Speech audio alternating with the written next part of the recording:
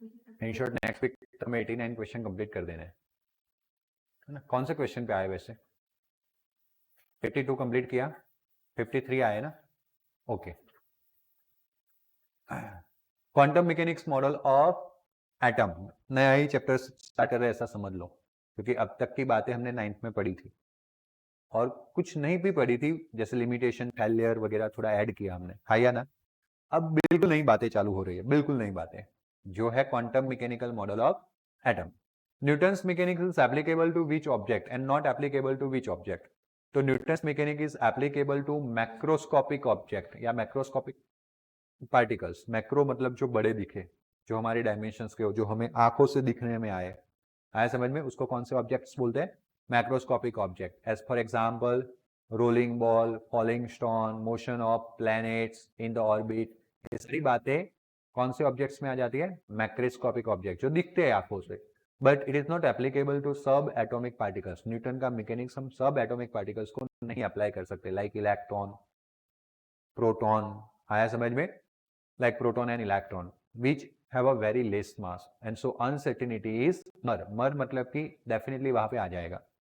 अगर हम अप्लाई भी कर दे न्यूटन्स का मैकेनिक्स तो वहां पे अनसर्टेनिटी रहेगी, मतलब अब फिक्स नहीं बता पाओगे इसका वेलोसिटी, पोजीशन क्या है। कैसे? कौन से पार्टिकल्स के लिए? माइक्रोस्कोपिक, मतलब इलेक्ट्रॉन एंड प्रोटॉन, सब एटॉमिक पार्टिकल्स जो एटम्स के पार्ट है। बात क्लियर हुआ? What is quantum mechanics? Give its primary information. तो उसके लिए एक नया मैकेनिक्स डेवलप हुआ। न्यूटन का मैकेनिक्स अब उसको एक्सप्लेन नहीं कर पा रहा था, तो एक नए मैकेनिक्स की जरूरत रहेगी एंड उस मैकेनिक्स का नाम बन गया quantum mechanics. Which mechanics? Quantum. तो what is the quantum mechanics? Give is primary information. Quantum mechanics is the branch of science, it takes into account this dual behaviour of the matter. Okay, Newton mechanics dual behaviour को ignore करके चलता है। Newton mechanics में dual behaviour को ध्यान में लिया जाता नहीं है, लेकिन नया ब्रांच ऑफ साइंस जो अभी 19th सेंचुरी में डेवलप हुआ उसका नाम है क्वांटम मैकेनिक्स। कौन, क्या नाम है? और एक क्वांटम मैकेनिक्स दोनों बिहेवियर को साथ में लेके चलता है, आया समझ में? And it is based on the ideas of wave motion. वो एक्चुअली में कौन से आइडिया पे बेस्ड है? Wave motion. कौन से आइडिया पे बेस्ड है? Wave motion. बात क्लियर हुई? Quantum mechanics was developed independently in 1926। वैसे 20th सेंचुरी हो गया, सॉरी मैंने आगे 19 बोला था, बट वो 20th सेंचुरी हो गया। 20th century starting from 1901 to 2000 तक का। Okay, so by Werner Heisenberg and Erwin Schrodinger. कौन से दो साइंटिस्ट ने क्वांटम मैकेनिक्स को डेवलप करना स्टार्ट किया? हाइजेनबर्ग, जो ऑलरेडी हम पढ़ चुके हैं, हाइजेनबर्ग अनसर्टेनिटी प्रिंसिपल पढ़े हैं ना। उन्होंने प्रॉब्लम भी ढूंढा और सॉल्यूशंस के लिए ट्राई भी स्टार्ट कर दिए, और उनके साथ श्रोडिंगर करके थे एक दूसरे scientist. The fundamental equations of quantum mechanics was developed by the Schrodinger and it won him to the Nobel prize in the physics 1933। Fundamental equation जो है क्वांटम मैकेनिक्स का किसने डेवलप किया था? श्रोडिंगर ने, और उसके लिए उनको नोबेल प्राइज फिजिक्स के अंदर दिया गया था 1933 के अंदर। Okay, the Schrodinger mechanics equation is the quite complex, it's a very knowledge of higher mathematics is needed to solve it. Okay, एक काफी कॉम्प्लिकेटेड इक्वेशन है और उसको अगर सॉल्व भी करना है तो you require higher mathematics knowledge. अभी इतना है वो तो काम नहीं आ रहा है, हायर में कहा जाएंगे, इसलिए हम इग्नोर करेंगे, लिव इट, डायरेक्टली समझने का ट्राई करेंगे श्रोडिंगर ने किस तरह से इस इक्वेशन को बनाया, क्यों बनाया, ये सारी बातें छोड़ देंगे। बट मैथमेटिकल कॉम्पिटिशंस के थ्रू श्रोडिंगर ने एक इक्वेशन बनाया जिसके थ्रू हम एटम मॉडल को एक्सप्लेन करने वाले हैं। इतना कॉन्सेप्ट दिमाग में रखते हैं, है समझ में? उसको थ्रूली समझना हो तो you require the higher mathematics की, इंजीनियरिंग लेवल का मैथमेटिक्स दिमाग में होना चाहिए, जो अभी के लिए डिफिकल्ट है। इसलिए हम सीधा क्या करेंगे? फ्रूट्स ले लेंगे, मतलब कि जो श्रोडिंगर ने बना के रखा है आउटकम्स, उसको पढ़ लेंगे। बात क्लियर हुआ? It is accept that the energy of electron in the atom is quantize. ऐसा एक्सेप्ट किया गया है कि इलेक्ट्रॉन की एनर्जी जो है वो क्वांटाइज हुई है। क्वांटाइज कब बोलते हैं? जब इंटीग्रल मल्टीपल्स में आती हो, आया समझ में? उसको क्वांटाइजेशन बोलते हैं। So according to this principle the path of an electron in an atom therefore can be never be determined और नॉन एक्यूरेटली। और दैट्स व्हाई ये जो पाथ ऑफ क्या है इलेक्ट्रॉन, जो कभी भी डिटरमाइंड होगा नहीं, ना तो हम उसको एक्यूरेटली जान पाएंगे। श्रोडिंगर वहां पे ही थे ना, काम कर रहे थे। श्रोडिंगर ने सबसे पहले बताया था कि अगर आप पोजीशन को फिक्स कर देते हो तो अनसर्टेनिटी कहाँ पे डेवलप होगी? वेलोसिटी में या मोमेंटम में। अगर आप वेलोसिटी या मोमेंटम को फिक्स कर लेते हो तो अनसर्टेनिटी कहाँ पे डेवलप होगी? पोजीशन में। आया समझ में? चलो, for a system such as an atom और molecule whose energy does not change with the time, the Schrodinger equation is written as under Schrodinger equation. Schrodinger equation इसको पढ़ेंगे कैसे? This H cap, इसको कैप पढ़ते हैं, बराबर, H cap. Hamilton इस operator का नाम है, हैमिल्टन ऑपरेटर। जैसे मैथमेटिक्स में इस ऑपरेटर का नाम है एडिशन, समेशन, इस ऑपरेटर का नाम है सब्सट्रैक्शन, इसका नाम है डिवीजन, इसका नाम है। वैसा ही समझ लो कि कोई एक अनदर ऑपरेटर है दैट इज हैमिल्टन ऑपरेटर। जैसे मुझे 2 और 3 के बीच में प्लस दिखे तो मैं क्या करता हूं?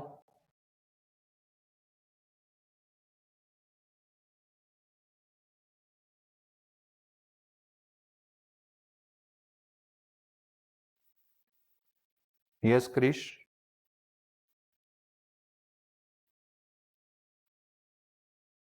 क्रिश,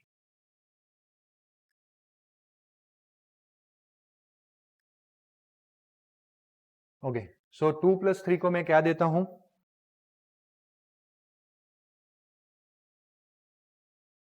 2 + 3 को मैं क्या बताता हूं?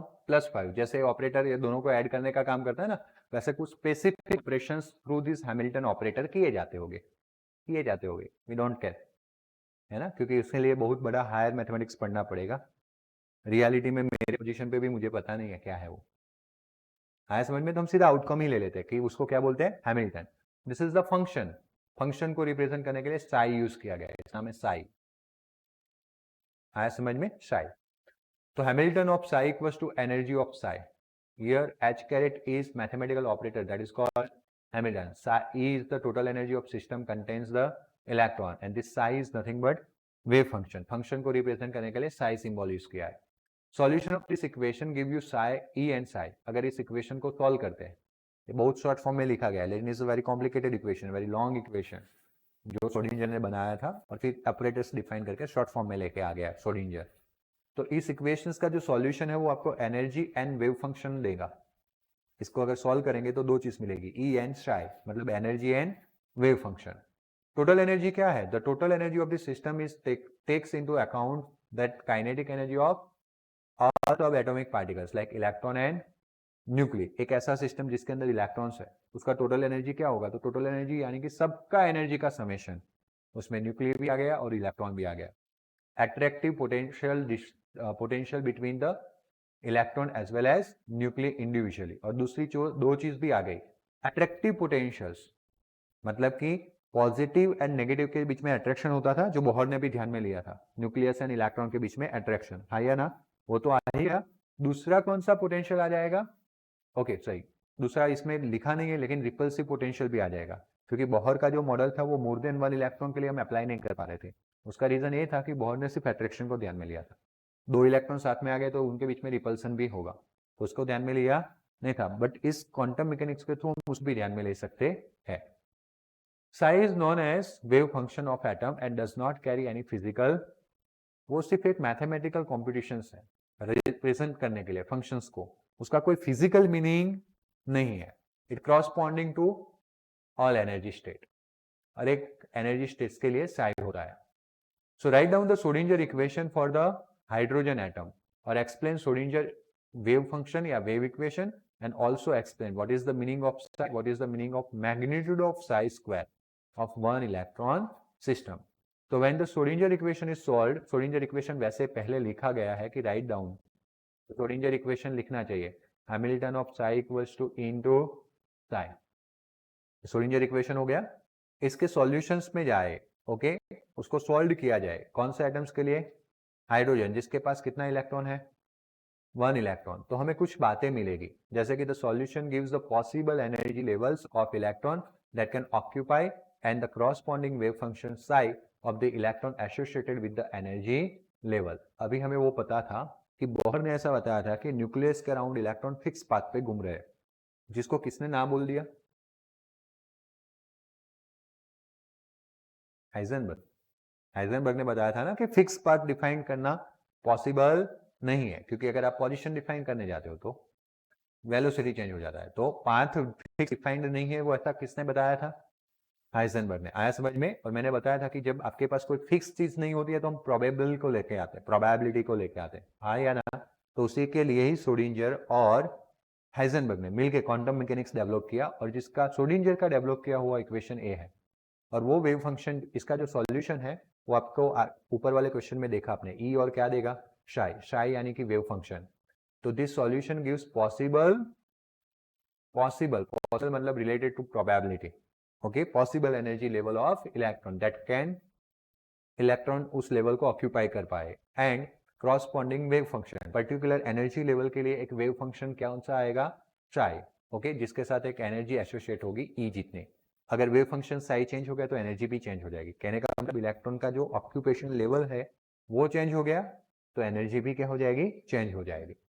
The quantized energy state and the corresponding wave functions which are characterized by the set of three quantum numbers, that is nothing but principal quantum number which is represented by n. Already हमने कहीं ना कहीं आगे लिया है Bohr के form में, n equals to 1 to 2 2 to 3, तो हमने वहां पे n को क्या बोला था? प्रिंसिपल क्वांटम नंबर, बोहर का hypothesis, MVR angular momentum equal to NH upon 2π पढ़ा था ना? इसमें इस n को भी नाम दिया था principal quantum number, but Bohr ने उस वक्त उसको प्रिंसिपल क्वांटम नंबर नहीं बोला था, बट बोहर ने जो एन यूज किया था वो यहाँ पे as a principal quantum number use होता है।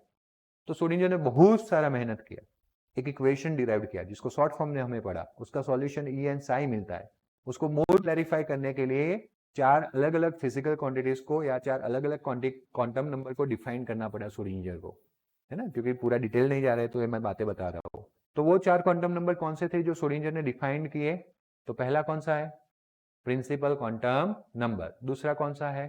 Azimuthal quantum number which is represented by L, and the third is magnetic quantum number ML, and the fourth is spin quantum number which is represented by S. अभी यहाँ पे 3 दिए है, okay, but इसीलिए 3 दिए है बिकॉज ये जो फोर्थ है वो एनर्जी को रिप्रेजेंट नहीं करता है, हाँ समझ में? और यहाँ पे हम बात कर रहे थे किसकी? एनर्जी। एनर्जी जो है वो कितने से रिप्रेजेंट होता है? 3। कौन से 3 quantum number? N, L and ML, okay, कोई भी ऑर्बिटल उससे डिफाइंड होगा।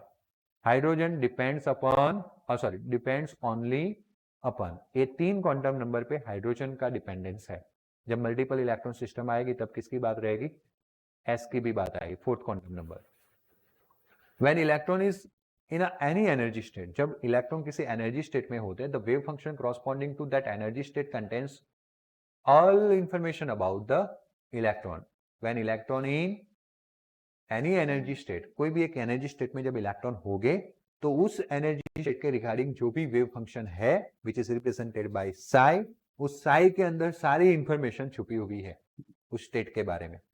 मैथमेटिकल कंप्यूटेशन, श्रोडिंगर का कैलकुलेशन यूज करेंगे तो आप सारी कंप्यूटेशन, मतलब सारी जो डेटा नीड है वो पूरी कर पाओगे साई से। कौन से फंक्शन से? साई, वेव फंक्शन से।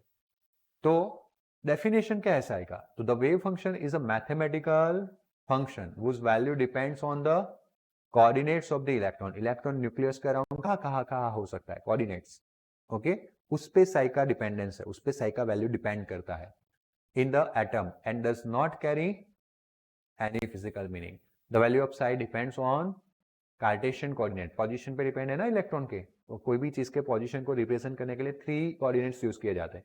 वैसे 2 कोऑर्डिनेट्स आपने पढ़े होंगे 9th 10th में, X and Y, but space में आता है तो जेड भी आ जाता है, तो X Y Z of electrons coordinates पे डिपेंड्स है। बात क्लियर हुआ है या ना?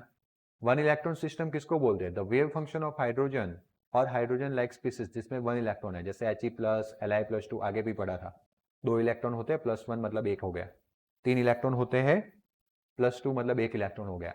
With 1 electron, that is called, ऐसे सिस्टम जिसमें 1 इलेक्ट्रॉन है उसको हम बोलते हैं atomic orbital. Such wave functions that is pertaining to the 1 electron species are called, already ये डेफिनेशन में पता ही था, जिसके अंदर 1 इलेक्ट्रॉन है उसको हम क्या बोलते हैं? 1 इलेक्ट्रॉन सिस्टम। तो साई का मीनिंग हमने देखा जो वेव फंक्शन को डिनोट कर रहा है। वेव फंक्शन यानी एवरी एनर्जी स्टेट के लिए हम डिफाइन करते हैं। साई के अंदर पूरी इंफॉर्मेशन छुपी हुई होती है। जैसे जो भी वेव फंक्शन साई जनरेट होगा उसका मैग्नीट्यूड निकालेंगे, ये मॉड्यूलस बता रहा है। मॉड्यूलस ऑफ साई मतलब उस वेव फंक्शन का मैग्नीट्यूड निकालना है, उसका स्क्वायर करना है। क्या करना है? स्क्वायर। तो what is the meaning of this Sai square? So the probability of finding an electron at the point within an atom is proportional to psi square at that point. Suppose this is the nucleus or here some point P. आया समझ में? तो इस P point पे हम सबसे पहले साई को डिफाइन करेंगे थ्रू द श्रोडिंगर थ्योरी. कैसे डिराइव करना है? टेंशन नहीं लेना है, नाम बता देना है. किसके थ्योरी से? श्रोडिंगर थ्योरी से. P पॉइंट पे हम कौन सा फंक्शन डिफाइन करेंगे? साई. फिर उसका मैग्नीट्यूड लेंगे और उसका क्या कर लेंगे? स्क्वायर. बराबर? आया समझ में? अब मानो कि दूसरा कोई पॉइंट Q. Got it? वहां पे भी सेम एक्टिविटी की गई, साई और उसका फिर मैग्नीट्यूड लेके क्या कर दिया गया? स्क्वायर. अब मानो कि साई स्क्वायर का मैग्नीट्यूड यहाँ पे ज्यादा है और यहाँ पे कम है, तो we can conclude that P point पे इलेक्ट्रॉन मिलने के चांसेस ज्यादा है और Q पॉइंट पे इलेक्ट्रॉन मिलने के चांसेस क्या है? कम. दूसरे वर्ड्स में बोलना हो तो the probability of getting electron at the point P is more than the probability of getting electron at the point Q. Probability words आ गया, फिक्स की जगह पे चांसेस पे आ गए. आया समझ में? पहले बोहर क्या बता रहा था? फिक्स, इस ऑर्बिट में घूमेगा घूमेगा घूमेगा. बट हाइजेनबर्ग ने मना किया ना. हाइजेनबर्ग के एक्सपेरिमेंट्स के थ्रू हम कहाँ पे पहुंच गए? प्रोबेबिलिटी पे. कहाँ पे पहुंच गए? प्रोबेबिलिटी, चांसेस पे पहुंच गए. बात क्लियर हो रही है? तो वो प्रोबेबिलिटी किस तरह से पता चलेगी? वेव फंक्शन साई डिफाइन करना पड़ेगा. साई किससे डिफाइंड होता है? श्रोडिंगर के थ्योरी के, है ना, उसका थ्योरी पढ़ना पड़ेगा. किस तरह से हम साई को डिफाइन कर सकते हैं कोऑर्डिनेट्स के तौर पे. डिफाइन करने के बाद उसका मैग्नीट्यूड किस तरह से निकाल सकते हैं, हैमिल्टन ऑपरेटर कैसे यूज करने वाला. साई स्क्वायर मिलने के बाद हमें इंफॉर्मेशन वो मिलेगी कि इस पॉइंट पे ज्यादा चांसेस है या इस पॉइंट पे कम चांसेस है इलेक्ट्रॉन मिलने के. बाद क्लियर हुआ? मानो कि इस Q पॉइंट पे साई स्क्वायर का आंसर 0 आ जाता है. साई स्क्वायर का आंसर मान लो कि कितना आ जाता है, मतलब वहां पे कभी भी इलेक्ट्रॉन नहीं होगा. वो एक ऐसा पॉइंट है एटम्स के अराउंड, ऐसा लोकेशन है, वहां पे कभी इलेक्ट्रॉन हो ही नहीं सकता. The probability of getting the electron is 0 there. कितना है? 0. बात क्लियर हो रहा है? तो साई से हमें इंफॉर्मेशन मिल रही है. क्या मिल रही है? इंफॉर्मेशन. साई फंक्शन से, वेव फंक्शन से इलेक्ट्रॉन्स के बारे में इंफॉर्मेशन मिलना स्टार्ट हो गया. बात क्लियर हुआ? Okay. The quantum mechanical results the hydrogen atom successfully predict all the aspects of the hydrogen atom spectrum including some phenomenon that could not be explained by. इस model का success क्या था? तो Bohr model की जो limitations थी वो इसका सक्सेस था. डबलेट ट्रिपलेट हम बोहर मॉडल से एक्सप्लेन नहीं कर पा रहे थे, है या ना? इस मॉडल के थ्रू हम सारे स्पेक्ट्रम्स को एक्सप्लेन कर पा रहे हैं. बात क्लियर हुआ? But it is very simple, not very simple, it is very complex for hydrogen atom, but it is more complex for the other atoms. Extend कर सकते हैं क्योंकि अब हाइड्रोजन के लिए सही हो गया ना. बोहर को नहीं एक्सटेंड किया था. क्यों? क्योंकि बोहर हाइड्रोजन के लिए भी पूरी इंफॉर्मेशन नहीं दे रहा था. तो फिर उसको आगे एक्सटेंड करके क्या करेंगे? गलत गलत सीखेंगे. तो साइंटिस्ट लोगों ने उसको एक्सटेंड किया नहीं, बोहर की लिमिटेशन को देखा, उस लिमिटेशन को रिमूव किया, तो क्वांटम मैकेनिक मॉडल आया जो हाइड्रोजन के लिए सही था. फिर आगे एक्सटेंड किया गया. बट आगे एक्सटेंड किया गया है ना, तो ट्रबल आने लगे. हाथ से कैलकुलेशन करना डिफिकल्ट हो गया. ऐसे भयानक ऑपरेटर्स इसके अंदर यूज होते हैं, mathematics, high skill mathematics. But by use of computer, आज के टाइम में हम कंप्यूटर में डेटा डाल देते, जितने भी ऑपरेशंस करने हो फट करके आंसर आ जाता है हमारे सामने. आया ना? By the use of computer more complex systems भी इजी हो गए. अदर एटम्स के लिए भी हम श्रोडिंगर इक्वेशंस को क्या कर पा रहे हैं? सॉल्व कर पा रहे हैं. बात क्लियर हुआ? पहले इक्वेशंस बनाना है, फिर उसको सॉल्व करना है. सॉल्व करेंगे तो उसके जो आंसर्स आएंगे वो साई या नहीं होगा, और वो साई से हमें इंफॉर्मेशन मिलेगी. ई उसके रिलेटेड एनर्जी है. बात क्लियर हुआ? For one electron species, energy of orbit based on the which number only? Principal quantum number of n. आगे पढ़ने वाले सारे क्वांटम नंबर के बारे में, बट अभी ऐसा समझ लेते हैं कि हाइड्रोजन लाइक स्पीसीज है, वन इलेक्ट्रॉन लाइक स्पीसीज है, तो उनका इलेक्ट्रॉन उनका जो एनर्जी है वो सिर्फ किस पे डिपेंड है? Principal quantum number n. जब ऐसे साई वेव फंक्शंस का सॉल्यूशंस करते हैं तो आपको आगे 4 अनदर क्वांटिटी को डिफाइन करना पड़ता है. Those are known as quantum number, principal quantum number, elemental quantum number, spin quantum number and magnetic quantum number. वैसे मैग्नेटिक पहले देन स्पिन. आया समझ में? चलो, क्या डिफरेंस है साई एंड साई स्क्वायर के बीच में? तो साई को क्या बोलते हैं हम? Wave function. वो क्या डिफाइन करता है? Wave function. But psi square हमें क्या देता है? Probability of finding electron at the point within the atom या within the space of around the atom. वैसे सही था उनका ही, विथिन एटम, क्योंकि अराउंड तो एटम से बाहर हो गया है. बाहर हो गया तो कहाँ चला जाएगा? इलेक्ट्रॉन तो एटम के अंदर ही रहता है ना, तो उनका सही था. It does not carry any, but it's carry what? क्योंकि वो फाइंडिंग, वो प्रोबेबिलिटी बताता है इलेक्ट्रॉन को फाइंड करने का. बट साइज नहीं होगा तब तक साइज स्क्वायर पे नहीं जा पाएंगे। पहले फंक्शन डिफाइन करना पड़ेगा जिसका कोई फिजिकल मीनिंग नहीं है, वो एक मैथमेटिकल कॉम्पिटिशन है, मैथमेटिकल डिराइव किया हुआ इक्वेशन है, लेकिन वो बनने के बाद हमें क्या मिलेगा, साइज स्क्वायर, जिसका कोई फिजिकल मीनिंग है, क्योंकि वो हमें बता रहा है कि यहाँ पे इलेक्ट्रॉन मिल सकता है कि नहीं मिल सकता है। बात क्लियर हो रही है? इट इज सिंपल फंक्शन और the coordinates of electron, but psi square is proportional to, वापस वही, probability to the finding electron, it proves the density of electron. जहां पे साइज स्क्वायर के वैल्यू ज्यादा आ रहा है, समझ लो कि वहां पे डेंसिटी ज्यादा है इलेक्ट्रॉन की, खींचो खींच भरे हुए। जहाँ पे वैल्यू कम आ रहा है वहां पे डेंसिटी कम है, और जहाँ पे बिल्कुल जीरो आ रहा है वहां पे इलेक्ट्रॉन मिलेगा ही नहीं। बात क्लियर हुआ? Okay, it can be positive और, but it should be y, modulus तो है, ऊपर स्क्वायर भी है। मॉड्यूलस रिप्रेजेंट कर रहा है फंक्शन का वैल्यू, फंक्शन का वैल्यू पॉजिटिव भी हो सकता है, नेगेटिव भी हो सकता है, बराबर, बट उसके ऊपर क्या है, स्क्वायर है, तो पॉजिटिव हो जाएगा। और वैसे प्रोबेबिलिटी लाइज बिटवीन 0 to 1, 10, 9 दोनों में प्रोबेबिलिटी पढ़ा है मैथमेटिक्स में, इट्स लाई बिटवीन 0 to 1, तो पॉजिटिव ही रहेगा ना। बात क्लियर हो गया?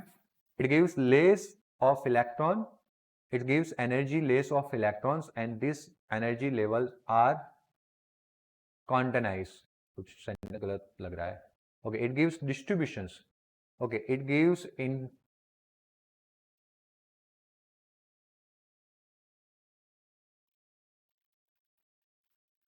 यहाँ पे ऐसा हो सकता है, it gives information about energy of, या it gives less information about energy of electron।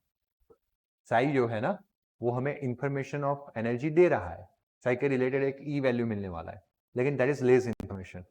Okay, तो इट गिव्स लेस इंफॉर्मेशन, आप वर्ड चेंज करते जाना अपने बुक में लिखते वक्त, energy of electron and this energy levels are quantized. वो तो हमें पता है, चाहे बोहर का मॉडल हो चाहे उससे आगे वाले मॉडल हो, एनर्जी ऑलवेज क्या मानेंगे हम, क्वांटाइज्ड फॉर्म में, मल्टीपल, इंट्रीगल मल्टीपल, तो क्वांटाइज्ड बोलते हैं उसको, यस ना, यस और नो। बट साइज स्क्वायर में से हमें काफी ज्यादा इंफॉर्मेशन मिल सकती है, it gives you more information, it gives you distributions of electron. वो आपको बताएगा कि एटम में न्यूक्लियस के अराउंड इलेक्ट्रॉन किस तरह से अरेंज हुए हैं, ओके, डिस्ट्रीब्यूट कैसे हुए, आपको वो क्या बताएगा, पोजीशन ऑफ इलेक्ट्रॉन्स, और किसको डिफाइन करके देगा, ऑर्बिटल्स को, जो बोहर डिफाइन नहीं कर पाया था, क्योंकि बोहर ने तो फिक्स ऑर्बिटल मान लिया था, और फिक्स ऑर्बिटल तो हाइजेनबर्ग मना कर रहा है, वापस ऑर्बिटल्स तो आने ही वाले हैं, बट अनदर फॉर्म में, समझते हैं उसको। What is the quantum mechanical model of an atom? Give its important feature. Quantum mechanical model of atom. This model of atom is the picture structures of atom which emerge from the application of Schrodinger equation of atom. Atom का एक और ऐसा model जो Schrodinger equation से emerge हुआ है, application किया हमने Schrodinger इक्वेशन का, तब हमारे सामने जो मॉडल आया एटम का, उसको हम कौन सा मॉडल बोल रहे हैं, quantum mechanical model of atom. बात समझ में आया? चलो, इसके क्या इंपॉर्टेंट फीचर्स है, अब पूरा तो पढ़ा नहीं Schrodinger के बारे में, तो उसके इंपॉर्टेंट फीचर्स पढ़ लेते हैं। So the energy of electron in the atom is, already repeated word है क्योंकि हमने ऑलरेडी लिटरेचर काफी कवर कर लिया है। तो क्वांटाइज्ड वाला आया था, can only have a certain specific value. मानो कि मैंने बताया था कि इंटीग्रल मल्टीपल्स में होता है, कोई एक स्पेसिफिक वैल्यू मानो कि E0 है, तो E0 को n से मल्टीप्लाई करो तो E0, 2E0, 3E0, 4E0 ऐसा होगा, लेकिन कभी बीच में आएगा नहीं, 3.5E0 जैसा कोई वैल्यू आएगा नहीं। आया समझ में? तो पर्टिकुलर स्पेसिफिक वैल्यू ही है एनर्जी के। For example when electrons are bound nucleus in the atom, जैसे बोहर ने भी समझाया था ना, वो -13.6 और n² इलेक्ट्रॉन वोल्ट में मैंने याद करवाया था। n इक्वल्स टू 1 रखते तो -13.6, फिर 2 रखते तो डिवाइड बाय क्या हो जाएगा, 4 किया था, याद आ रहा है तो 30.6 डिवाइड बाय 16 किया था, सॉरी 4, 2 रखते हैं तो 4 आएगा, तो 13.6 डिवाइड बाय 4, तो 13.6 डिवाइड बाय 4 कितना आया था, 3.4। आया समझ में? तो 13.6 के बाद सीधा कौन सा लेवल आएगा, 0.4, फिर 13.6 डिवाइड बाय 9 तो आएगा 1.51, तो 13.6 के बाद 3.4, 3.4 के बाद 1.51 जो बोहर में पड़े थे। ओके, तो वो फिक्स एनर्जी लेवल्स थे। वैसे ए मॉडल भी उसको कंटिन्यू कर रहा है, उनके पास कैसे ऑर्बिटल्स लेवल है, फिक्स ऑर्बिटल लेवल्स है। The existence of quantized electronic energy level is direct results of the wave-like properties of electron and are allowed solution to Schrodinger wave equation। आया समझ में? आया ना? Existence of quantized electronic energy level, अभी हमने देखा कि एनर्जी लेवल क्या है, क्वांटाइज है, कुछ स्पेसिफिक एनर्जी ही है उनके पास. Okay, results of which picture, wave like properties of electron. यहाँ पे हमने क्वांटाइज इलेक्ट्रॉन लेवल डेवलप तो किए, लेकिन कौन सा पिक्चर यूज करके इलेक्ट्रॉन का, वेव पिक्चर, जो बोहर ने पार्टिकल करके किया था. यहाँ पे कौन सा पिक्चर ध्यान में लिया, wave. And are allowed situation of which equation, sorry solution of which equation, Schrodinger wave equation. और वो तब मिलेंगे हमें, वहां पे हमें पता है पार्टिकल से मिल रहा था, angular momentum of particle mdr equal to nh/2π, वहां से r को डिसाइड करते थे, पता है ना बोहर के मॉडल में. बट यहाँ पे वो ऑर्बिटल्स किस तरह से डिफाइंड होगी, कौन से इक्वेशन से, तो श्रोडिंगर वेव इक्वेशन जो था उसके सॉल्यूशन से वो ऑर्बिटल डिफाइंड होगी. आया समझ में. श्रोडिंगर इक्वेशन के दो सॉल्यूशन होते हैं, ई and Sai.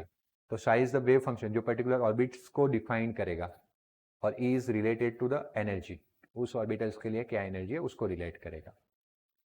Both exact position and velocity of electron in the atom can not be determined simultaneously. किसका स्टेटमेंट है, लिखा हुआ ही है, Heisenberg uncertainty principle. The path of an electron in atom is therefore can never be determined and known accurately. Same sentence है जो आगे देखा था. आया समझ में. तो वो फीचर को भी ए मॉडल रिप्रेजेंट कर रहा है.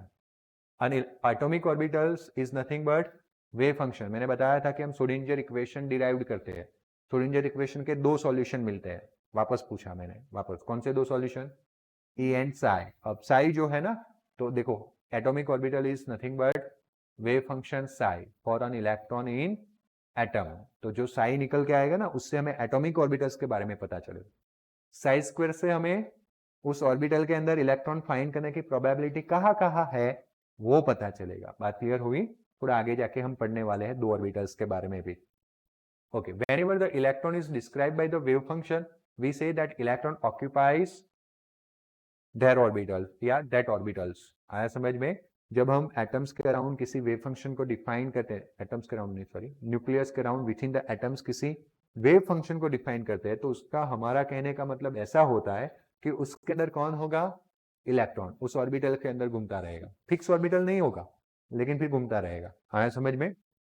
Since many such wave functions are possible, Schrodinger का एक इक्वेशन ऐसा है जिसमें आप साई की वैल्यू चाहे उतनी निकाल सकते हो. हमारे पास क्वाड्रेटिक इक्वेशन होता है तो एक्स की दो ही वैल्यू आती है. स्क्वायर वाले में x equal to this, x equal to this, alpha beta वाला याद आ रहा है, अल्फा प्लस बीटा, दो जीरो थे ना, alpha into beta, alpha plus beta, 10th standard mathematics. Quadratic equations में दो सॉल्यूशन निकल के आते हैं. बट श्रोडिंगर का एक ऐसा इक्वेशन है जिसमें चाहो उतने साई निकाल सकते हो. मतलब कि हम एटम के अंदर न्यूक्लियस के अराउंड चाहे उतनी ऑर्बिटल्स बना सकते हैं. One type of Bohr model ही है, 1 orbital, 2 orbital, 3 orbital, 4 orbital, dot dot dot dot n orbital, infinity orbitals. पढ़े थे कि नहीं. तो यहाँ पे भी हम चाहे उतने electron possible wave function define कर सकते हैं. एंड दैट्स व्हाई इसका सीधा मतलब है, सीधा इंडिकेशन है, there are many atomic orbitals in the atom. This one electron orbitals wave functions, one electron orbital wave functions or orbital form the basis of electronic structure of atom. इसका मतलब ऐसा है कि one electron orbital wave functions, कहने का मतलब कि electrons के लिए एक ऑर्बिटल्स के लिए एक वेव फंक्शन है, दूसरे ऑर्बिटल के लिए वेव फंक्शन चेंज हो जाएगा, तीसरे के लिए और चेंज हो जाएगा. आया समझ में. तो one electron orbital wave function, एक इलेक्ट्रॉन ऑर्बिटल्स के लिए एक ही वेव फंक्शन है, या तो फिर orbital form the basis of electronic structure. आगे जाके हम इलेक्ट्रॉनिक स्ट्रक्चर्स ऑफ एटम पढ़ने वाले हैं, जो आपने 9th में थोड़ा शॉर्ट फॉर्म में पढ़ लिया था. जस्ट फॉर एग्जांपल सोडियम में 281 पढ़ लिया था कि नहीं. तो वो एक इलेक्ट्रॉनिक स्ट्रक्चर, इलेक्ट्रॉनिक कॉन्फ़िगरेशन था, बट हम उसको थोड़ा क्लैरिफाई करने like this 1s1 1s2 2s2 2p6 3s1, आपको पता ही नहीं चला. ओके, बट 1s2 में 2 आ गया, 2s2 2p6 में 2 and 6 8 आ गया, एंड 3s1 में 1 आ गया, तो 281 पढ़े थे आप. हम अभी और डिटेल में घुस जाने वाले हैं कि 281 इलेक्ट्रॉन जो है वो किस तरह से अरेंज हुए हैं. बात क्लियर हुई. तो हमें इलेक्ट्रॉनिक कॉन्फ़िगरेशन के बारे में पता चल सकता है इस मॉडल के through. Each orbitals of the electron has a definite energy. N orbital can not contain more than, okay, और एक चीज, ए लिमिटेशन, ए फीचर्स भी निकल के आता है. हर एक ऑर्बिटल्स के पास एक फिक्स एनर्जी है. और तभी तो वो लोअर में से हायर में जाएगा तब स्पेक्ट्रम जनरेट होगा, या हायर में से लोअर में जाएगा तब स्पेक्ट्रम जनरेट होगा। बोहर की बातें तो कैरी ऑन हो ही रही है, एक्स्ट्रा फीचर्स भी ऐड होते जा रहे हैं। बात समझ रहे हो ना, बोहर को भूलना नहीं है, वो तो कैरी ऑन हो ही रहा है। बोहर ने पार्टिकल नेचर से समझाया था, इन लोगों ने तो और थोड़ी इंफॉर्मेशन और ऐड हो रही है। देखो जैसे कि एक ऑर्बिटल्स के अंदर ज्यादा से ज्यादा कितने इलेक्ट्रॉन हो सकते हैं, 2 इलेक्ट्रॉन हो सकते हैं। In a multi electron atom the electrons are filled in a various orbital in order of increasing energy. अगर एक ऑर्बिटल्स में ज्यादा इलेक्ट्रॉन्स होते हैं तो एनर्जी उनकी फिर धीरे धीरे क्या होती है, इंक्रीज होती है। पहले लोअर एनर्जी स्टेट में जाएगा, फिर हायर एनर्जी में जाएगा, फिर हायर में जाएगा। आया समझ में, है ना। पहले बंदा एक छोटा सा घर लेगा, लोअर एनर्जी, फिर बड़ा, फिर बड़ा, है ना। तो इलेक्ट्रॉन सबसे पहले लोअर एनर्जी में जाएगा, फिर मल्टी इलेक्ट्रॉन सिस्टम्स हो गए तो धीरे धीरे धीरे करके हायर एनर्जी में जाएगा, increasing the energy. All the information about the electron in the atom is stored in the which function, orbital wave function, that is Sai. समझना बहुत इजी है, याद रखना बहुत डिफिकल्ट है। मेरा तो समझाने का टास्क है, आप एंजॉय करके समझ रहे हो। आपको इसको एग्जामिनेशन में लिखना है, इसीलिए सेकंड चैप्टर बहुत ज्यादा मेहनत मांगेगा, है ना। 89 है ना। और वैसे इसीलिए अपकमिंग कुछ वीक आपके लिए बहुत ही अच्छे साबित हो सकते हैं, अच्छे प्रूव हो सकते हैं। अगर आपने अच्छे से मेहनत किया तो आपको आएगा, है ना। और कभी कभी अपना नॉलेज दूसरों के साथ चेक किया कीजिए कि हम जो कर रहे हैं गलत तो नहीं कर रहे हैं ना, क्योंकि आप अपना काम कर रहे हो तो सही हो रहा है सब।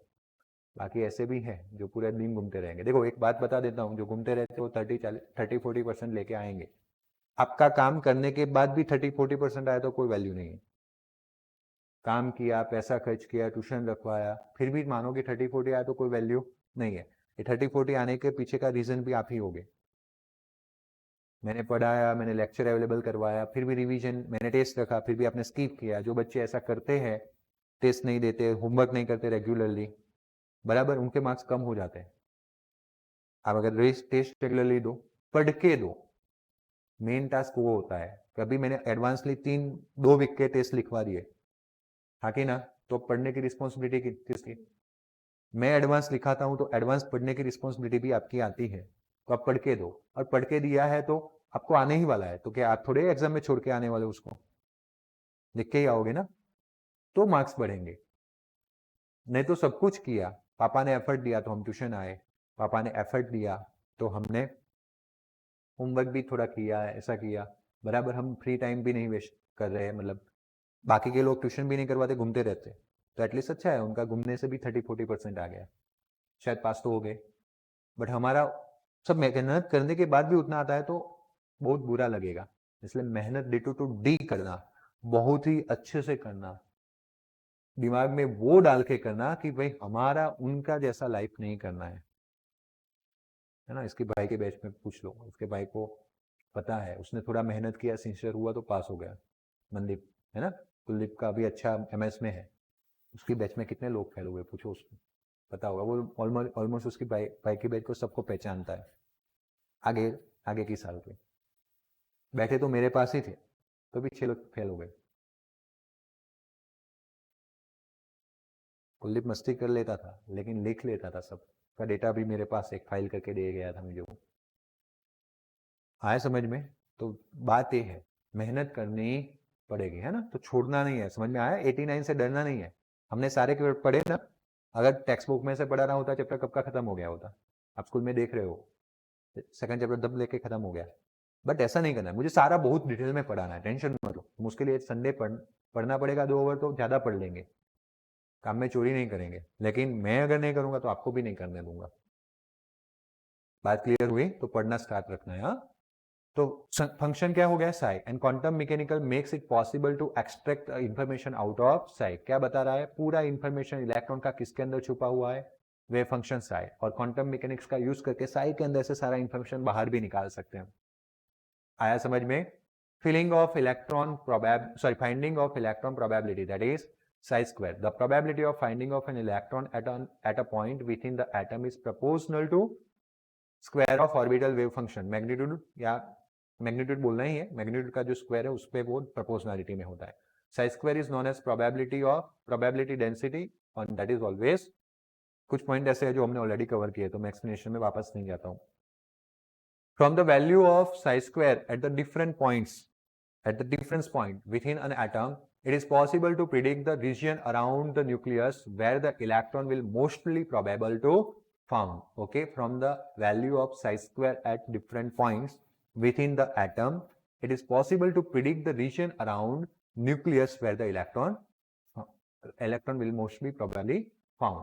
तो न्यूक्लियस के अराउंड एक ऐसा रीजन हम फाइंड कर सकते हैं according to the psi square कि उस रीजन्स में हमें पता ही है बाय श्योरली कि इलेक्ट्रॉन यहाँ होगा होगा और होगा. जैसे हिदायत करके एक इलेक्ट्रॉन है. ओके, पता ही है कि भाई अगर 5 से लेके 7 का टाइम है तो हाइपरबोला में ही मिलेगा मिलेगा मिलेगा, पंख नहीं लगाएगा तो. आया समझ में?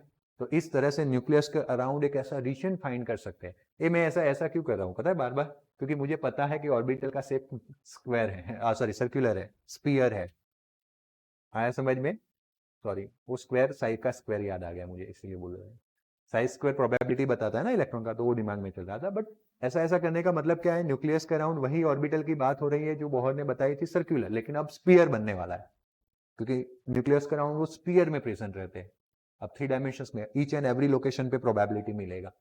तो पहली ऑर्बिटल पढ़ने वाले S orbital, 1s 2s 2p ऐसा बोला था ना, एस ऑर्बिटल. वो ऑर्बिटल स्पीयरिकल शेप में होते हैं. कौन से शेप में होता है? स्पीयरिकल. वहां पे उस एक ऐसा स्पीयर कि वहां पे इलेक्ट्रॉन मिलने की प्रोबेबिलिटी ज्यादा है ना. लेटर हम पढ़ेंगे कि शेप ऑफ ऑर्बिटल कैसे आ रहा है, धीरे धीरे करके जा रहे हैं. पर उसके पहले हमें क्वांटम नंबर्स कंप्लीट करने हैं. एक क्वांटम नंबर आज कंप्लीट कर लेता हूं, बाकी के क्वांटम नंबर प्रीवियस मतलब नेक्स्ट लेक्चर में कंप्लीट करेंगे. तो पहला क्वांटम नंबर है कौन सा?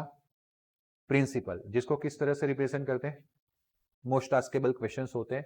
जिसने पूरा D2 to D नहीं पढ़ा है वो ये पूछ लेता है, या तो टीचर के दिमाग में ऐसा बैठा हुआ है बच्चों को पास कर देना है, तो 4 क्वांटम नंबर में से कोई भी एक क्वांटम नंबर का शॉर्ट नोट्स पूछ लेते हैं. ओके, मैं ध्यान रखूंगा क्योंकि मैंने सारा पढ़ाया हुआ है.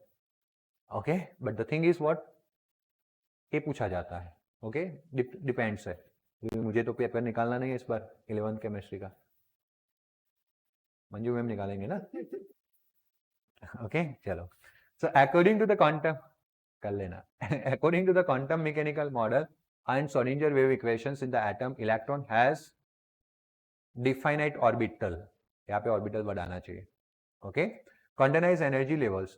ओके, लिखा हुआ है बट ये फुल स्टॉप गलत है. ऑर्बिटल्स बोलो या तो फिर डिफाइनाइट क्वांटाइज एनर्जी लेवल बोलो. बात क्लियर हो गई?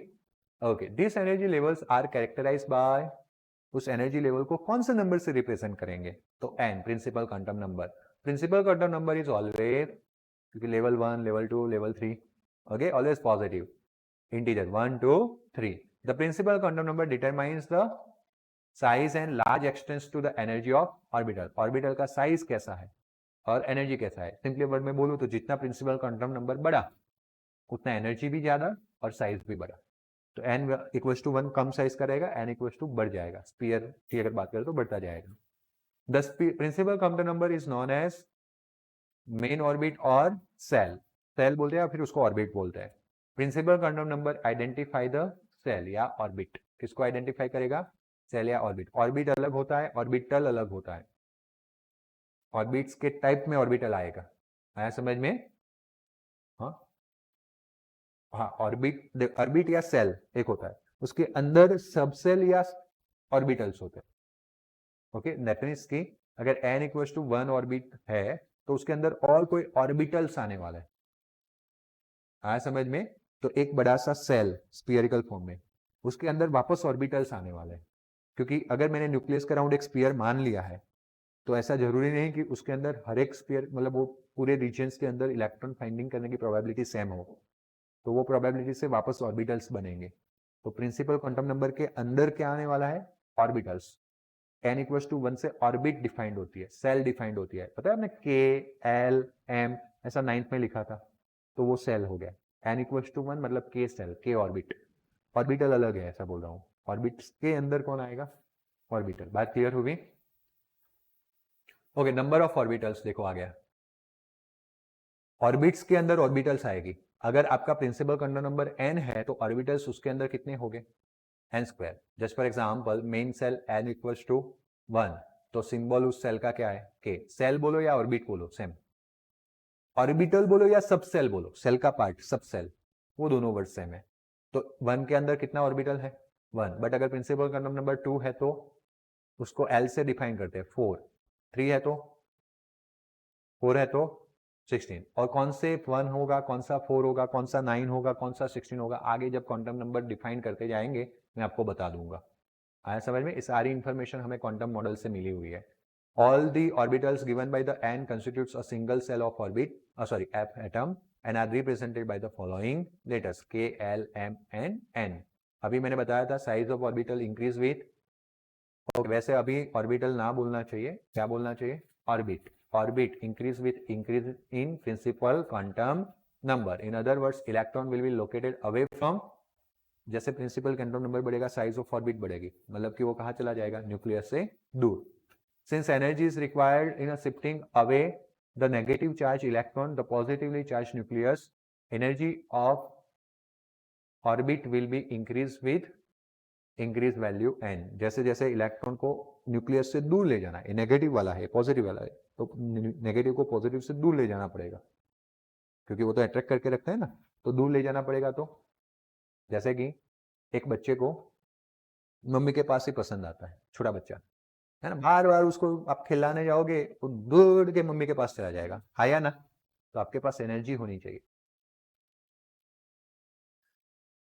इधर पैसा बताओ या तो फिर चॉकलेट बताओ। जैसे आपने एनर्जी ज्यादा दिया, आया समझ में? तो अगर न्यूक्लियस के साथ इलेक्ट्रॉन चिपका हुआ है, बाउंड है, उसको दूसरी एनर्जी लेवल में लेके जाना है, दूर लेके जाना है, तो हमें क्या देना पड़ेगा?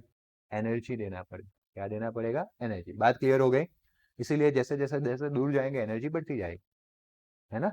अगर आपको उसको पूरा दिन मम्मी से अलग करना है तो बड़ी चॉकलेट, मोबाइल देना, ओके सही है, मोबाइल देना पड़ेगा। बात क्लियर हुआ? तो एनर्जी बढ़ा दिया आपने, है ना? This is the thing. Okay, यहाँ तक रखते हैं, नेक्स्ट क्वांटम नंबर से प्रीवियस, मतलब नेक्स्ट लेक्चर में पढ़ेंगे, प्रीवियस से याद आ जा रहा है।